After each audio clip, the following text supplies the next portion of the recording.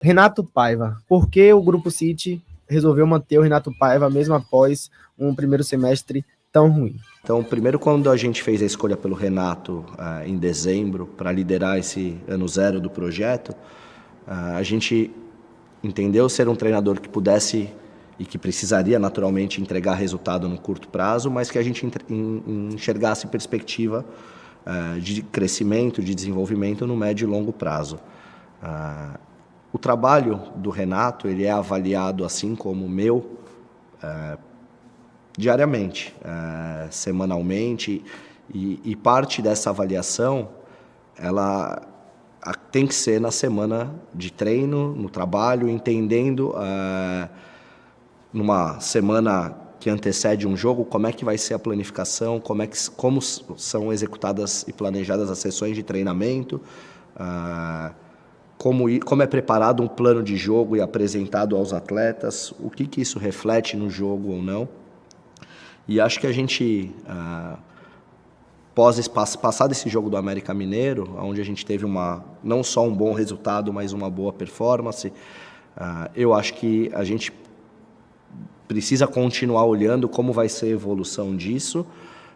É verdade que agora, depois de sofrermos um pouco com algumas lesões que tivemos e com equilíbrio de algumas contratações que nós também executamos nessa janela, a gente entende ter tornado o elenco mais competitivo, e a gente espera que esse jogo do América Mineiro seja uma virada de chave para que a gente possa ter um crescimento na competição. Então, também na minha função e as pessoas em Manchester, quando a gente faz a avaliação, a gente também precisa entender, e tem um termo que é muito comum, no perder o vestiário, né? E é algo que a gente tem muito claro que os atletas estão muito comprometidos com a ideia do Renato, com a ideia de jogo. A nossa avaliação ela tem que ser ampla, ela tem que ser de treinamento, tem que ser de planificação de jogo, tem que ser de execução do jogo e tem que ser também do comprometimento dos atletas. Tá aí a primeira fala do Cadu Santoro, saiu em defesa do Renato Paiva, falou que ele também, junto com o Grupo City, tem avaliado o trabalho do treinador, como você tinha dito aqui, Nelson. O que ele falou, né? Ele avalia o treinamento, avalia todo o processo ali até chegar ao jogo, mas a parte mais importante parece que não estão avaliando, que é o resultado.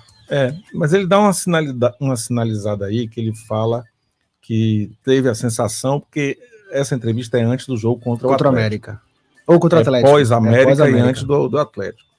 Então ele usa o jogo do América como algo positivo, esperando que a partir daquele momento a equipe comece a encontrar um caminho natural dos resultados e salienta a vinda de reforços. Ou seja, ele também diz aí nas entrelinhas, Fabinho, que vai observar também os resultados, porque as peças estão aí que foram solicitadas, acho que falta um centroavante, mas de qualquer sorte o Paiva tem um elenco na mão e tem a possibilidade e a estrutura para fazer um trabalho melhor nesse segundo turno. O Bahia vai se abraçar até o final do campeonato, se ficar em 16º, 17º, 16º, 17º, com o treinador até lá o final, aí eu acho muito difícil acontecer.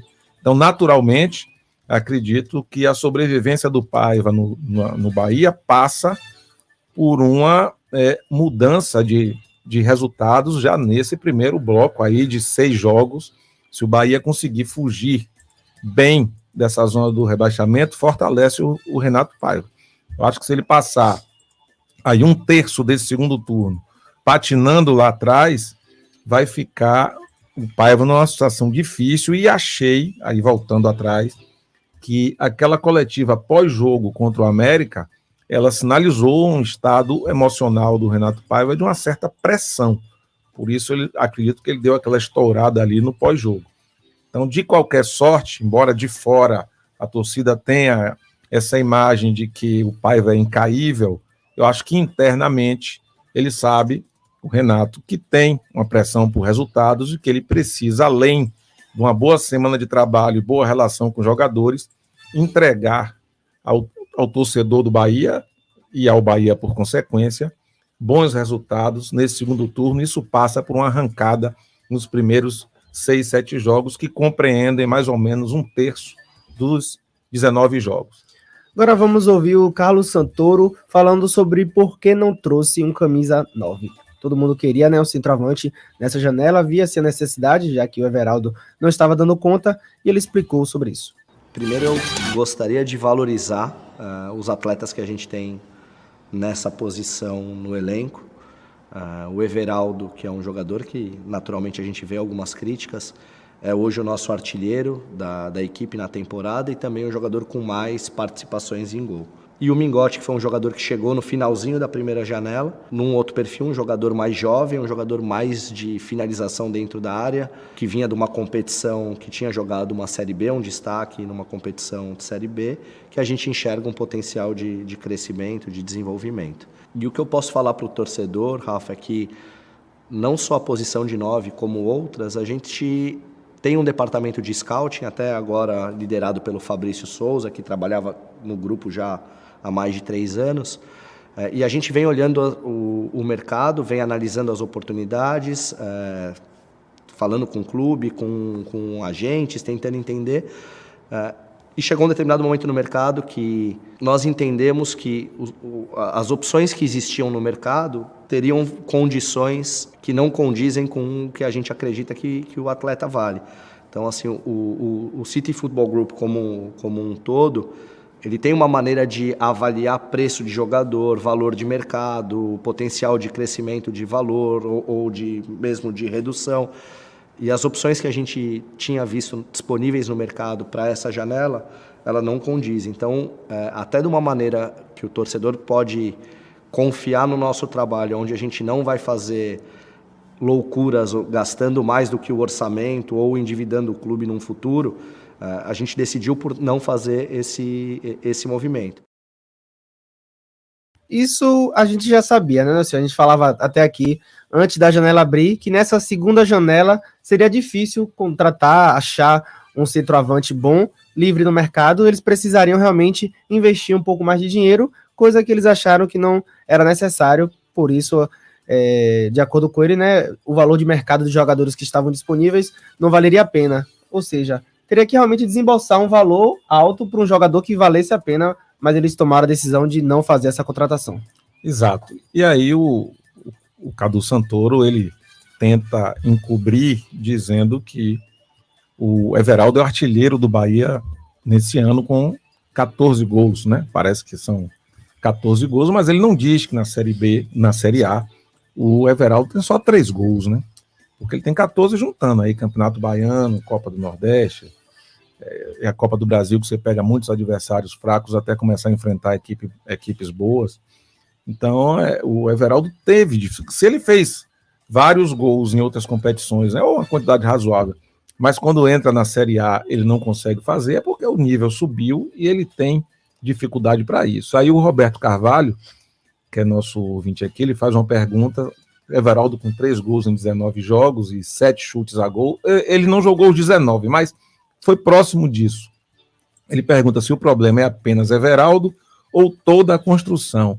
É toda a construção e Everaldo, porque eu acho que o Bahia deve ter olhado aí o City, atacantes de um bloco, de um padrão intermediário, e avaliado que não valia a pena pagar um valor alto por um jogador mediano, já que mediano ele tem mais ou menos dentro da equipe. O que a gente pediu aqui, e a torcida também, é que o Bahia investisse um pouco mais alto, trouxesse ali como o seu principal jogador um atacante, um centroavante. Acho que isso ia mexer muito com tudo que está em torno de uma equipe como o Bahia, e uma peça fundamental para ajudar, né, você tirar o time dali de trás. Assim como você trouxe Gilberto, que é um jogador importante dentro do mercado, até internacional, tinha nome no Brasil, estava no Benfica, um jogador que foi até cogitado ali entre os 5 laterais na lista do Tite para a última Copa, que o Bahia trouxesse também um centroavante, mais ou menos nesse naipe, mas a observação foi por jogadores com carreira mais tímida, e aí chegaram à conclusão que não valia a pena. Só que o Bahia está sofrendo nisso.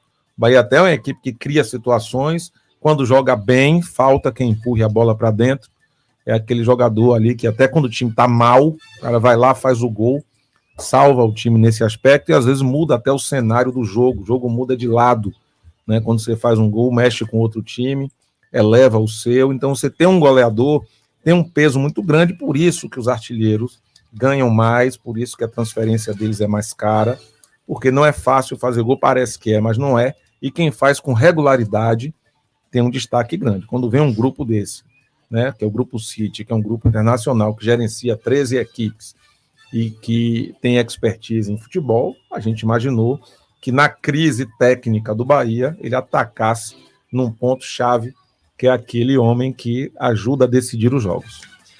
Então vamos aproveitar e ouvir sobre o Juba, né? Mais uma contratação do Bahia que deve estar chegando no início de setembro.